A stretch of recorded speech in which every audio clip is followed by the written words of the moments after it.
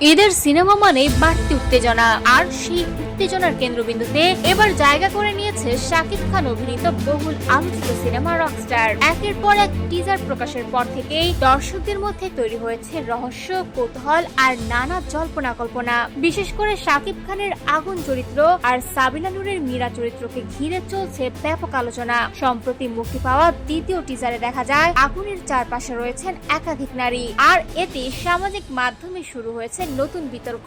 প্রশ্ন ওঠে, শেষ পর্যন্ত আগুনের হৃদয়ে জায়গা হবে কার? সেই প্রশ্নের জবাব যেন নিজেই দিলেন সাবিনা নূর। শনিবার নিজের ফেসবুকে একটি অন্তরঙ্গ ছবি প্রকাশ করেন এই অভিনেত্রী। ছবিতে আগুনের সঙ্গে ঘনিষ্ঠ মুহূর্তে দেখা যায় মীরাকে, আর ক্যাপশনে সাবিনার স্পষ্ট ঘোষণা, যত ফুলি থাকুক দিন শেষে আগুন শুধুই মীরার। এই এক বাক্যেই যেন নতুন করে উস্কে দিল রকস্টার ঘিরে দর্শকদের আগ্রহ।